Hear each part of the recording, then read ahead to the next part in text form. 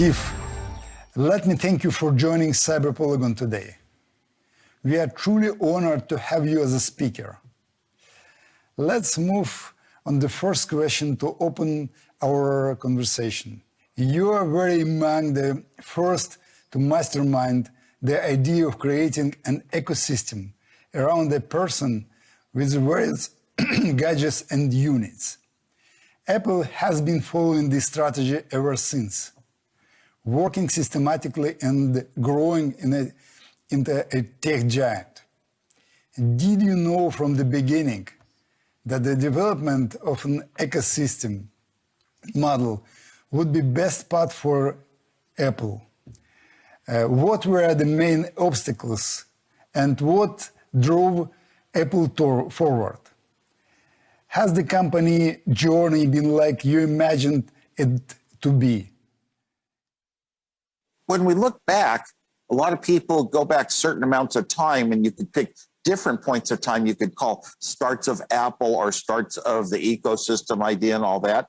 From the very start, we were small, no cell phones, no internet. And, it was just a computer could sit down and do a task. You could program it to do tasks, to solve problems for you.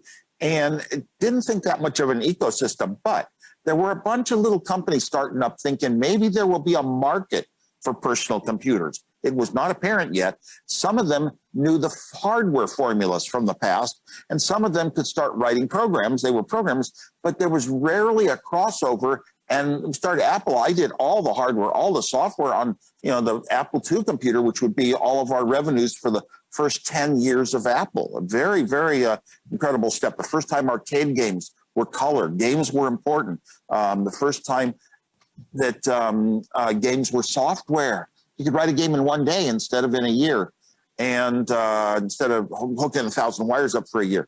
So this was a big step, and it was sort of an ecosystem because software started coming about. So you not only had a computer, but you had a lot of people offering software on their own, and you got used to certain favorite games or programs for storing your address lists or whatever. Small start towards an ecosystem. Other companies like Microsoft came up, they just did software and then marketed to a lot of different companies to build hardware, and the experience was never guaranteed and uniform. It was different experience depending upon whose hardware you bought. And then it came to a point in time, though, with the Macintosh.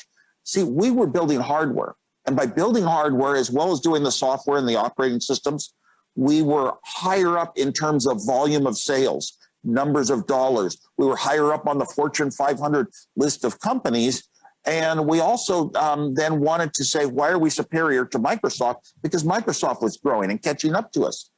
And it was largely under Steve Jobs. And we said, well, we are doing the hardware and the software on the Macintosh, so we make it work together better, and it's more of a better user interface. We thought of the user. You want to have an experience where things actually work. You have an idea in your head, and it's easy to get the right things done. It's intuitive. And, with other companies, Microsoft, you have to learn everything, and whatever computer you buy may not work the same as the other one. So that became very important to us to keep this role of kind of building more of the complete system that was needed. We didn't really have that many obstacles. Yeah, sure. IBM entered the market, and they had marketing prowess and kind of started taking the hardware market, from us. But we stayed with our ecosystem, allowed us to have a high profit margin because the experience was so good. Microsoft, passed us up just selling software, and they didn't bother us. Those weren't obstacles at all.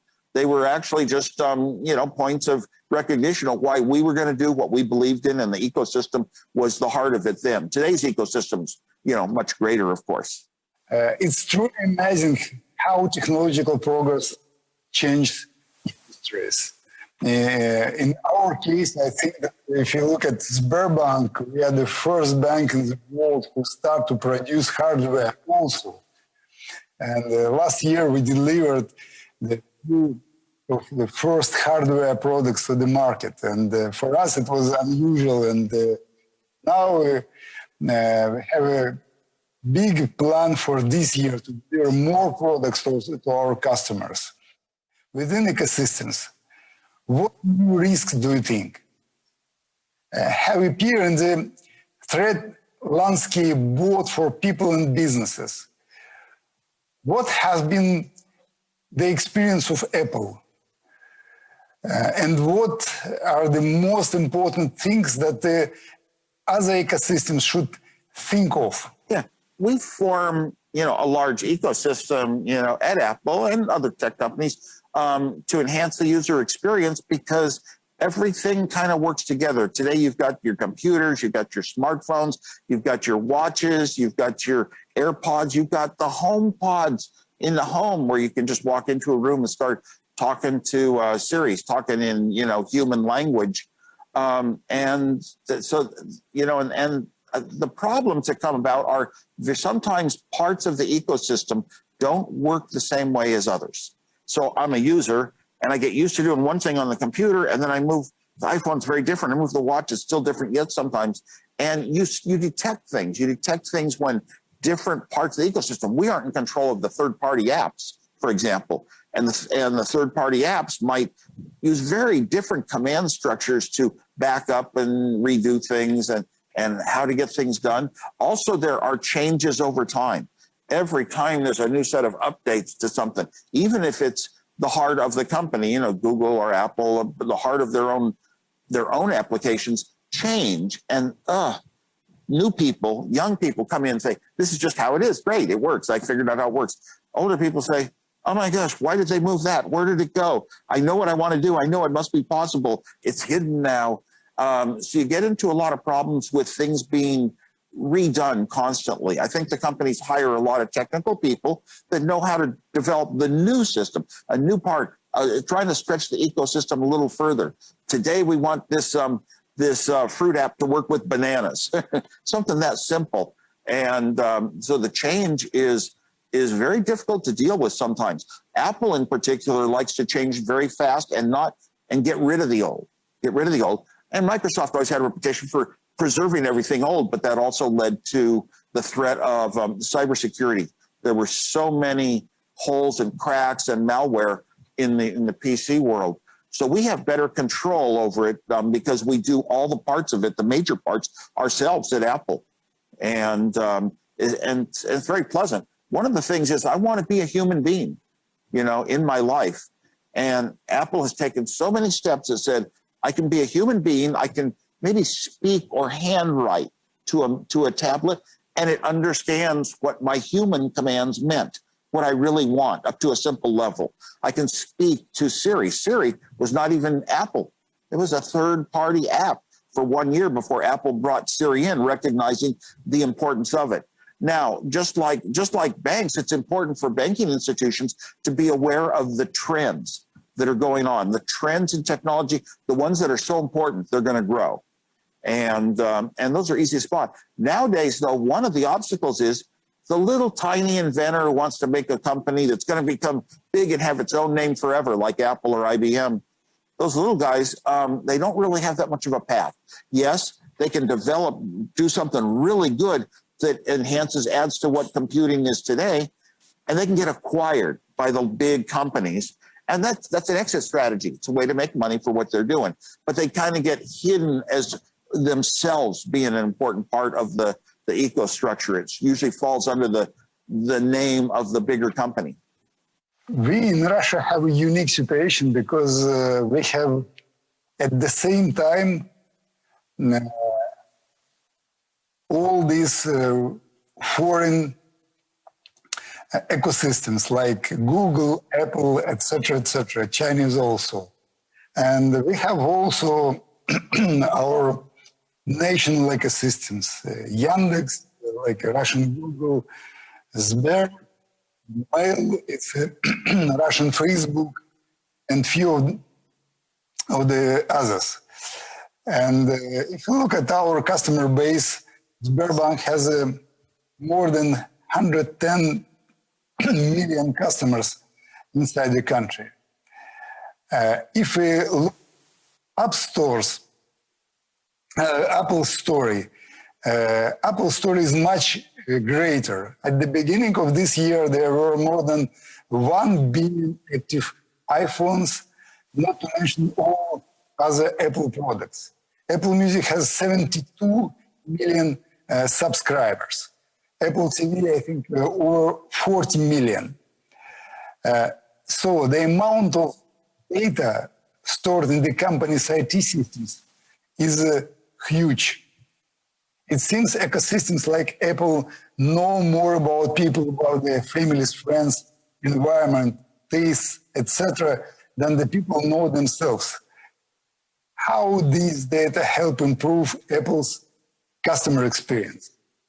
How should ecosystems protect data of their users efficiently?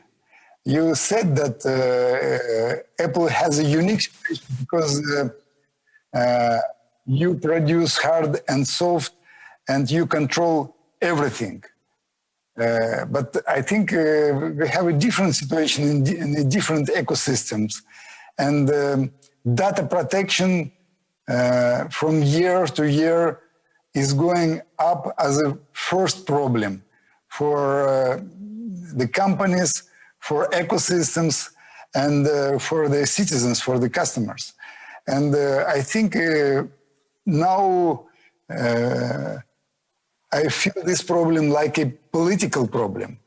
And what's your opinion? A lot of data helps ecosystems to improve the customer experience and to build very efficient customer journey. But at the same time, it must be balanced by data protection. What's the right way? A lot of data can always be helpful. The more information you have, the closer you can get to facts and truth. But when data is handled by people, the people who are making decisions about how that data will be handled, that's where the problems come in, including political issues and things like that. It's like, do I want to use it to maximize my benefit as a company, or do I only want to use my control to control that the user experience is good and satisfactory and users are happy? And Apple has chosen that second path very much. They come out constantly and take stands against, monitoring you down to the individual so you can be advertised to, selling the data to others. Apple has taken a stand very much of protecting your privacy. You pay $2 a month for iCloud, and you can post all your pictures and share them in albums and discuss the pictures. But and it's only $2 a month, and it's private. It isn't being sold to a lot of advertisers. And I think that's a very notable approach.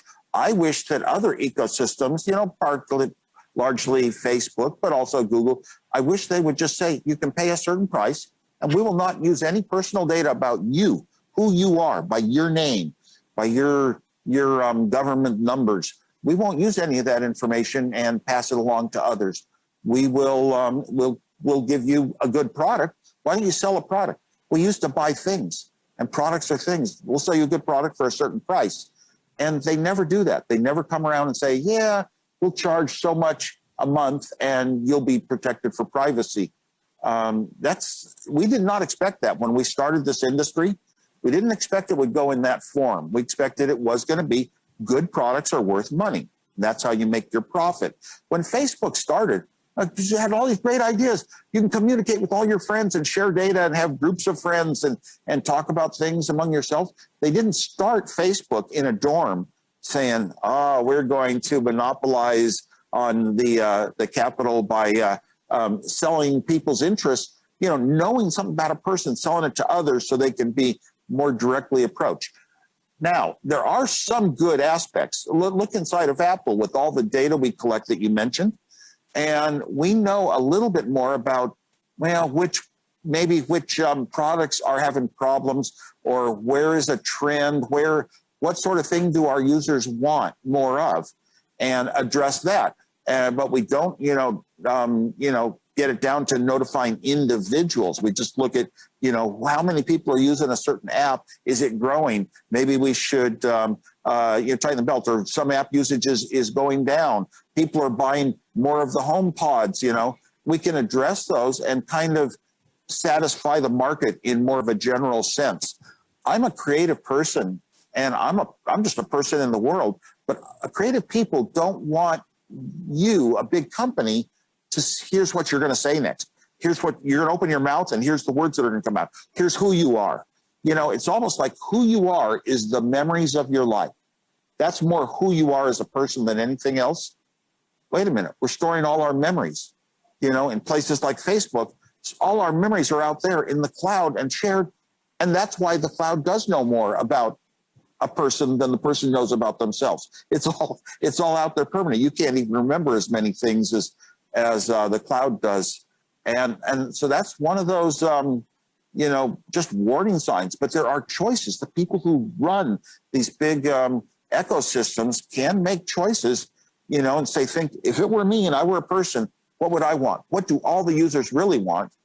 And then what do I need to do to make a profit and have a better balance? But it seems to go almost always in our capitalist world, almost always towards whatever will maximize profit. And there's differences between companies. So I'm just glad to be a part of Apple. And Apple shows itself as, you know, even supporting diversity. I mean, we were the first Silicon Valley company to have equal pay for equal work by gender. You know, and that's these are kind of like good things, but we treat our customers the same as we treat our employees in that regard. And we don't want to play favorites. We just want to make good products and sell them. Thank you very much, Steve, for a very interesting answer. And what I think in this case, you are a technological fan. You're a fan of technologies. I'm also, frankly speaking, I strongly believe that technology can bring us a lot of values and make our life much more efficient and much more interesting. But if you look at the future, we could say that one of the technologies which we have now, I mean AI, has a completely different influence than many of technologies in our history, because it's only one technology which have ability to hack the people. And we lose privacy. We can't have a private life in the cities, and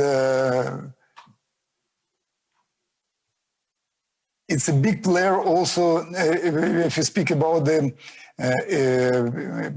lot of data, I think that the states have also a lot of data, and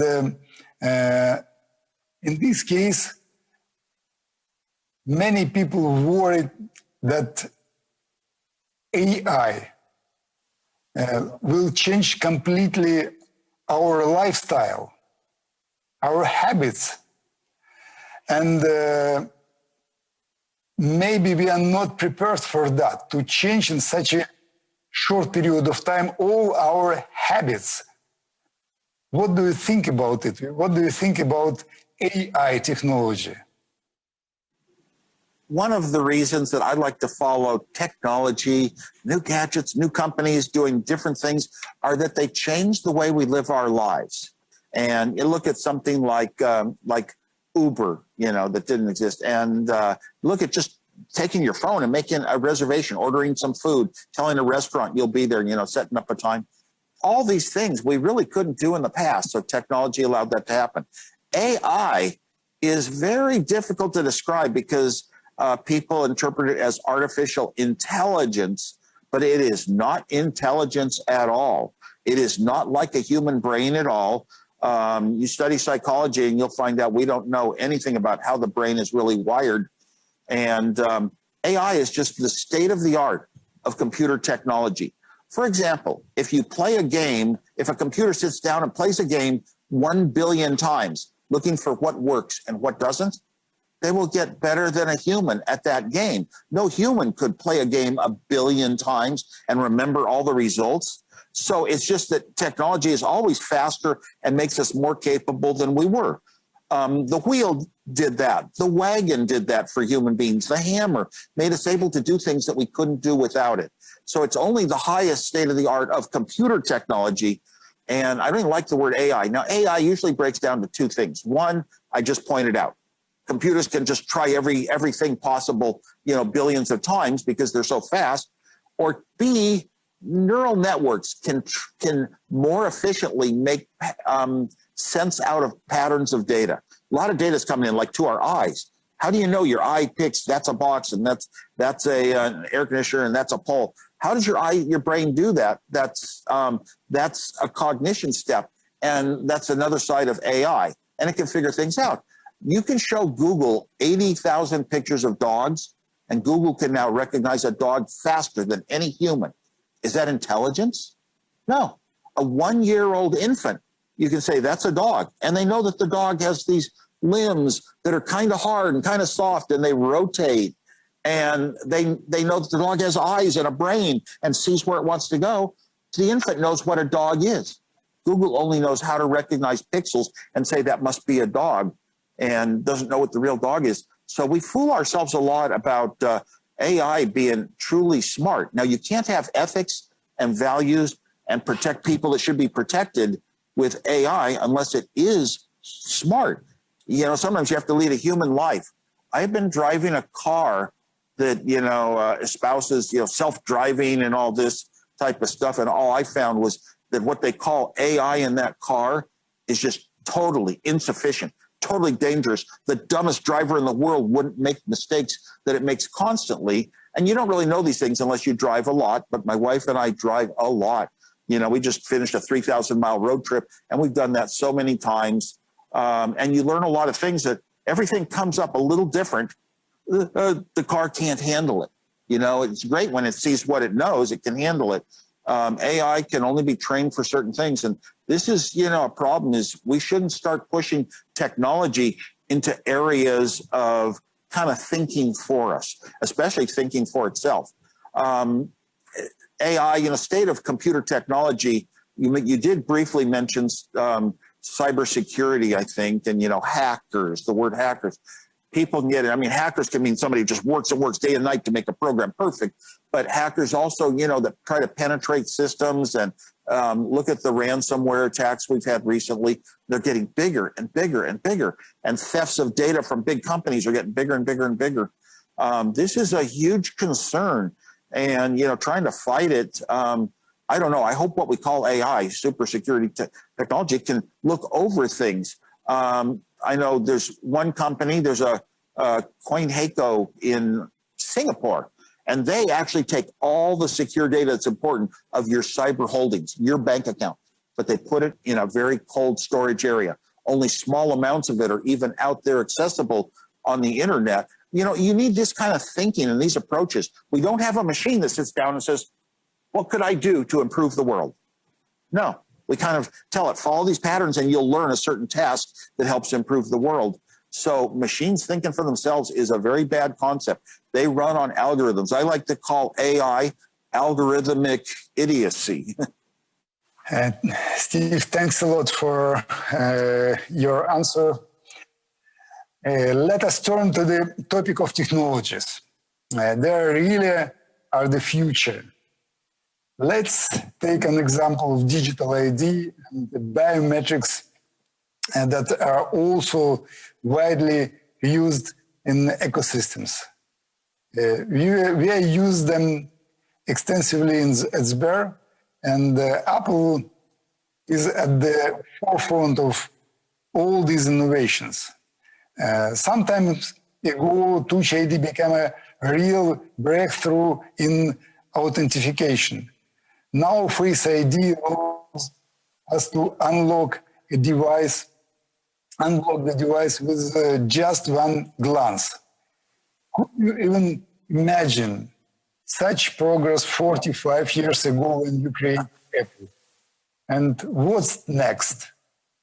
Do you think there's a limit for to the potential of technologies that can be applied to the devices which we use daily? Sure. 45 years ago, the amount of memory that would hold a song cost close to $1 million. Did we ever imagine having lots of music available to you? Well, Moore's law is an exponential growth in technology, and it would predict such a thing in 45 years, but you never know, is Moore's law going to last 5 more years and die out? So you never really can predict that far ahead. There's no way to capitalize on it anyway. Now we have, you think about, looking at your face, the amount of memory that would hold a picture, of a face, would even hold one picture, was unaffordable in early days. So of course we didn't foresee this future, but we kept taking steps towards it, steps towards doing more and more and more with the processing and having more and more memory available and graphics and photographs and movies and all that. So we're here now. Now I'm very proud of Apple because we got tired. After a while, there were so many things out there wanting your password, not only for every app you ran, but for every service that you had online with the internet here. And Apple came about and came up with Touch ID. It looks at your fingerprint, but not like a picture. It looks at the 3-dimensional grooves in your finger, and it was a reliable one. And you say, oh my gosh, every other smartphone company followed and did the same thing after Apple. Look for the leaders in this. And what did it lead to? Payment systems. The easiest payment system in the world in my life is Apple Pay. And with Apple Pay, Google phones had, by the way, they had a way to tap your phone to pay for things a couple of years before Apple did. But I bought the one Google phone that would do this.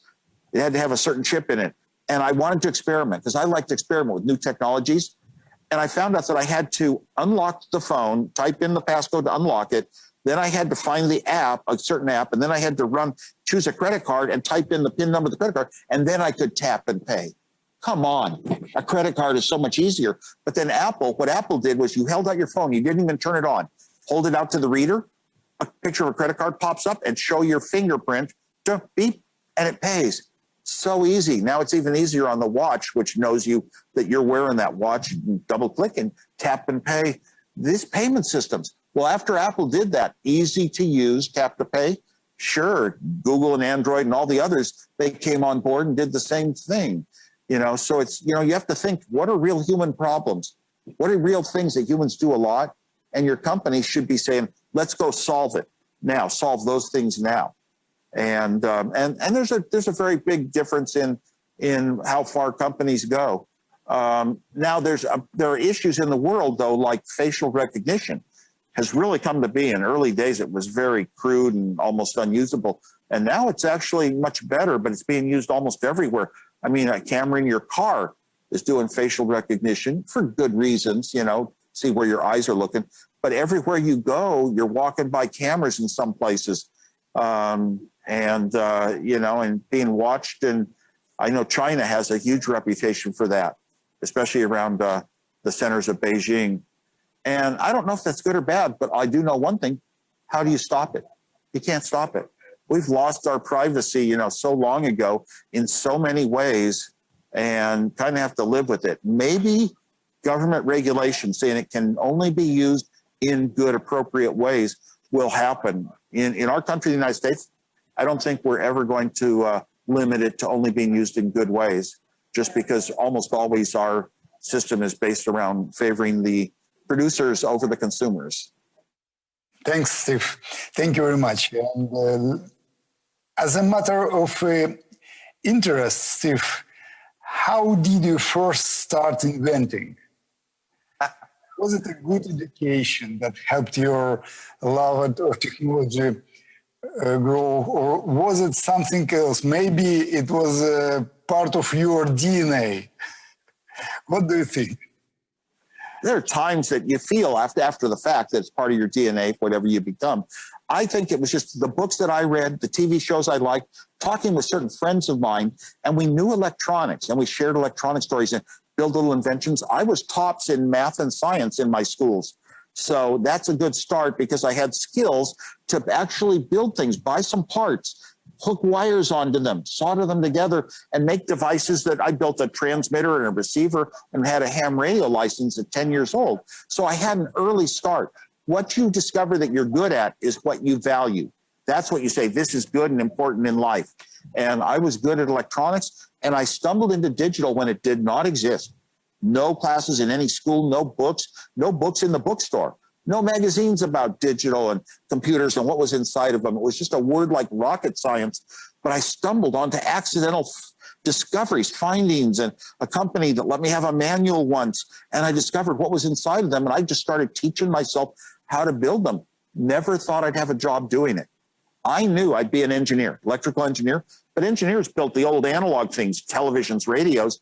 They didn't build computers. Computers were done in weird places called research, or computers were done in the military. And I didn't think I'd do it, but I taught myself how to design computers so well, over and over and over, weekend after weekend after weekend. Why? It was in my heart. It was a passion.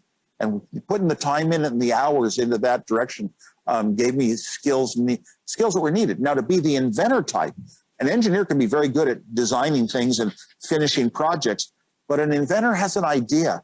Hey, wouldn't it be neat to do this or build this device? An idea pops in the head. I can make a carburetor on an airplane work better, and then goes into a laboratory and starts hooking a few things together to try to prove the concept and get up to some kind of, demonstration, some kind of model project. And I was that kind of person.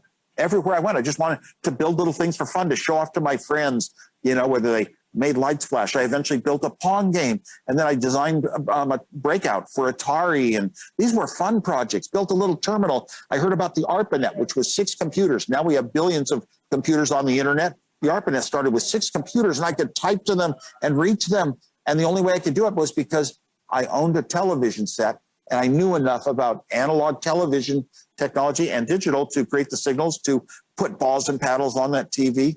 And I don't know, it was just, I think it was the development of my skills piece by piece by piece, and a 10-year period where magic could flow out of my head for ideas that I could actually create, And I love being an inventor. And other inventors that I speak to in the Inventors Hall of Fame, for example, exactly the same. They come about from the exact same perspective. They're not just a good engineer in a company and get assigned a project. Thanks, Steve. And let me put the last question. What did you do for the education of your children to prepare them for the new technological world? Could you please share with us, because we are all parents, and I know that you invest a lot of your energy in your children. You have 3 children, right? Yes, I have 3 children. I didn't ever want to look at myself. I had values that were very strong in me that I kept my whole life. I didn't want to force myself above others and force others to do things my way. I did not want to pass my values, give them to the children. Say, this is how you should be. Here's how you should think. Here are the courses you should take. Here are the schools you should go to. I did not want to do that because my parents were very open and free with me. And I got my talents from the freedom of being able to associate with friends and others and talk about things and get ideas and ask questions and get answers to questions, but never forced. My father was an engineer, but I'm the only one of 3 of us who turned out to be an engineer. And so I wouldn't do that to my kids. Now, one of my kids is really brilliant programmer, and he just amazes me. If I have questions about technology, I have to ask him. And a couple of others are, one is a little bit technical, one is non-technical at all. And you know what? The thing is, life is about happiness. Finding what you like doing is the important thing. And you should be able to find it on your own and not necessarily be directed to it. I don't like authoritarianism as a parent. So that's how I was. And, boy, I'll tell you, one of my kids, though, I wanted to actually talk about the world being so open, amazing things happening, and read books that way with an expressive voice, because it gives them motivation. I want to be a part of the world and, want to learn about new things and inventing and technology. And if technology comes along, oh my gosh, I could give a lot of guidance. Here's how you can do this. Here's this. Try this. Here's a project you might take on. I would do that like a school teacher, even though it wasn't in school. And that really led to me teaching 10 to 13-year-olds for 8 years of my life. And some of the years were very extreme, you know, like teaching. I mean, this was full time, nonstop. So, and it was important to me to help people develop their minds, but you got to do it with fun. I wouldn't teach it like, here is a course, you know, answer these questions, this and that. We're using a book. I wouldn't even use a book. I'd write my own lessons and I'd teach them in a very interesting way and include a lot of fun. Make the experience fun to learn, because, and some of those kids, you know, turned out to be very interested in computer technology in later life, but that was not my push. And I didn't want to make them into computer geeks, just how to use it and enjoy it. And fun was a big element. How do you build that into education? It costs extra money. Thanks. Thank you so much, Steve, for the most interesting remarks and the very insightful dialogue. It was a great pleasure to talk with you on this Cyber Polygon platform.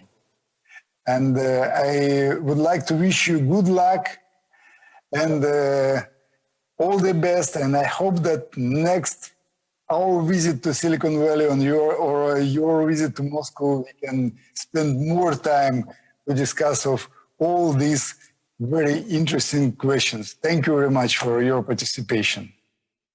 Thank you very much. Good luck to you. And if you ever read my book, you'll see that I had huge relationships with the Soviet Union, and then during Cold War, and then with Russia. So it's very, very deep to my heart to be able to speak to crowds there. Thank you. Thank you very much. Thanks.